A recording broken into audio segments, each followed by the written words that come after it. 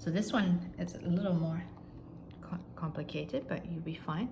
You're going to come up at the top of the stitch. So at the top of these little S's that I've drawn, pull your needle all the way through, and then you're going to go down at the bottom, but don't pull it all the way through this time. Just pull it till, you know, most of the thread has gone through, but not all. So you leave a loop like that, and then come back up through that original top part, but don't bring the needle all the way through, just halfway. And then what you're going to do, it's a little bit awkward, but you'll get good practice doing this particular kit because there's lots of them. You're going to hold the needle and you're going to wrap it 6 times like that.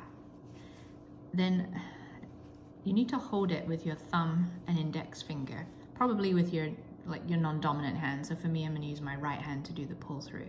Then you're going to pull, so you're basically gripping what is the thread wrapped around the needle, when the needle initially, and then you're going to pull so that keep your fingers tight together, but just pull the thread through all the way until you feel it catch, so it's no longer coming through. Then you can remove it, and then you're going to pull just a little more until it's laying down on the fabric. So see how it's made little loops and it's laying down flat now on the fabric.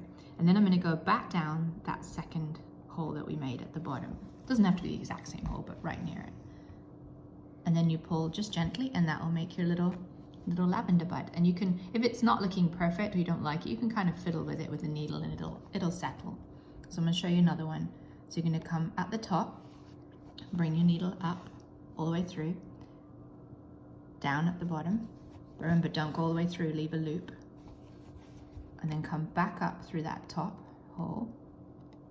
Oops, let me get it closer. But don't bring the needle all the way, just part of the way. And then give yourself a bit of slack.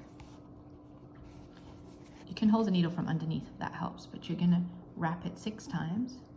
3, 4, 5, 6. And then I switch hands and I hold the needle like this. Make sure you've got the thread and the needle. And then make it come through your fingers again. Keep those tight together until you feel it pull. And then just gently tug on it, kind of like till it lies down like that. And then go back down that hole at the bottom, just make sure it's right where it was. Pull that through and then give it a gentle tug. And see how that one's just slightly off center, so I can just poke it a little bit with my needle until it's exactly how you want it. And then you've got another little one.